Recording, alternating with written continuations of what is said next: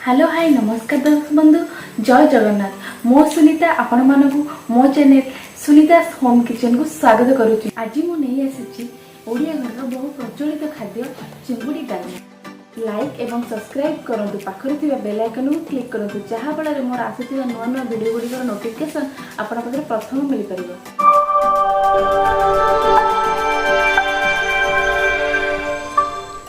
एठारे मु 750 चिंगुड़ी नहीं प्रथम आम चिंगुड़ी को फ्राए कर रखी नवा। एठारे मु पैन बसाई नहीं एथिरे 4 टेबल स्पून सोरिष तेल पकाई नहीं। ऑयल टी हमर भल भाव ताती आसिलानी देखंतु आमे रखिथिबा चिंगुड़ी सादर पकाई नेबा।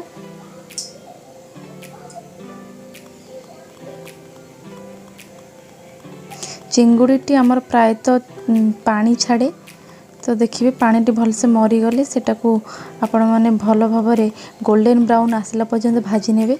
देखंतु एबे हमर गोल्डन ब्राउन कलर भी आसी चिंगुटी भी भल भाव भाजी हुई आसलानी। देखंतु हमर चिंगुड़ी फ्राई रेडी हो जाइए। एठारे मु चिंगुड़ी फ्राई कर रखी नहीं दुईटी बड़ साइज पेज काटी नहीं किसी अदा दुईटी रसुण छड़ाई रखी। एठी मु लंका गुंड नहीं एथिरे मु हलदी गुंड जीरा गुंड स्वाद अनुसार लुण भी नहीं। प्रथमे आमे चिंगुड़ी को मसला रे फ्राई कर रखी नवा। देखंतु गोटे पैन रे मु किछि ऑयल पकाई नहीं पियाज रसुण अदा पेस्ट कर रखी नहीं आमे सेतिरे पकाई नवा। यह को भल भाव मिसाई देबे। मुझे लंका गुंड नहीं गोटे चमच हल्दी गुंड हाफ चमच जीरा गुंड 2 चमच नहीं तो स्वाद अनुसार लुण नहीं यह को भल भाव गोलाई नेबे। तो ये मुझे किसी पानी दे दीची जहाँकि आपण मैंने सबुथिरे देखुथिबे मसला जितेबाला मु गुंड मसला आड करुच्ची से मुझे पानी देकी ही कसौची। तो देखंतु आपण एमती घरे घरे या किछि समय कसौथिबे। तो आमर मसलाटी तेल छाड़ी आसलानी रखिथिबा फ्राई चिंगुड़ी को आम तादर पकाई नेबा।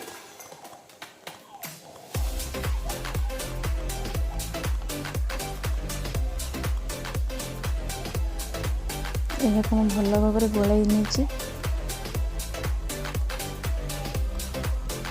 देखंतु आमर एबे मसला फ्राई चिंगुटी भी भल भाव रेडी हो आसिलानी।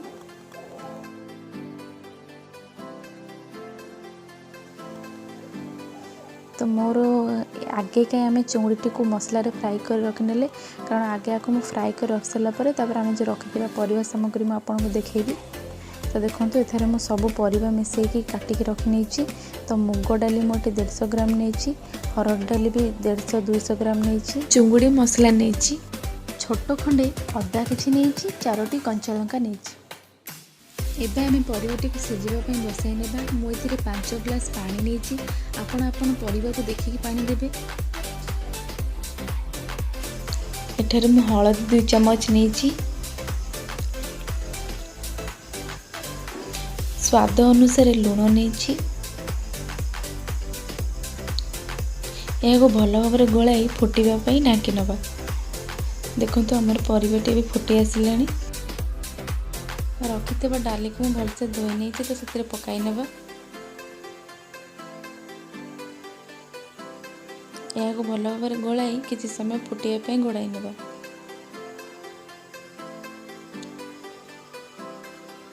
तो देखो तो आमर परिवाटी फुटी आसिलानी। तो आम रखिथिबा अदा कंचा लंका को दरदर छेचक रखी तो से मु पकाई नहीं यह को भल भाव गोलाई किसी समय फुटापी छाड़देवा। देखो मु रखी बैगण किसी से पकाई नहीं यह को घोराई भल रूप से सिझापी छाड़देवा। देखो एबे आम डालमाटी भल भाव सिझी जाइए।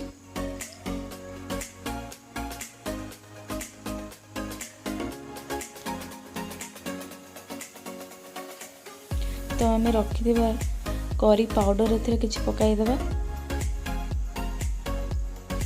तापर डालचीन पाउडर आम किछि पकाई नेबा। या भल भाव परिवार मिसाई देबे।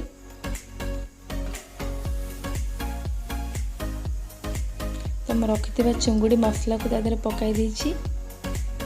या तादेह भल भाव मिसई गोलाई नेबे।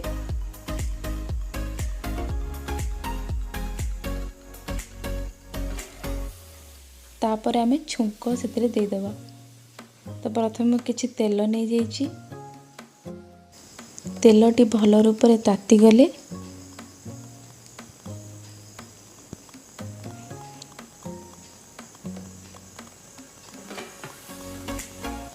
से आमे तेजपत्र किछि पकाइबा।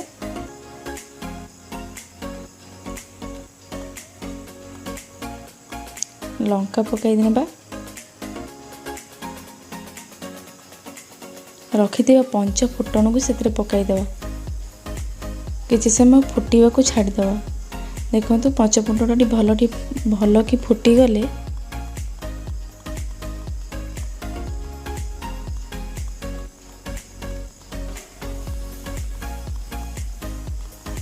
आम डालमारी छुंक देदेबा। सांग सांग प्लेटी घोराई नेबा। देखंतु आम भल से छुंक दे देछे। तो रखिथिबा आम जीरा लंका गुंड से पकाईदेबा।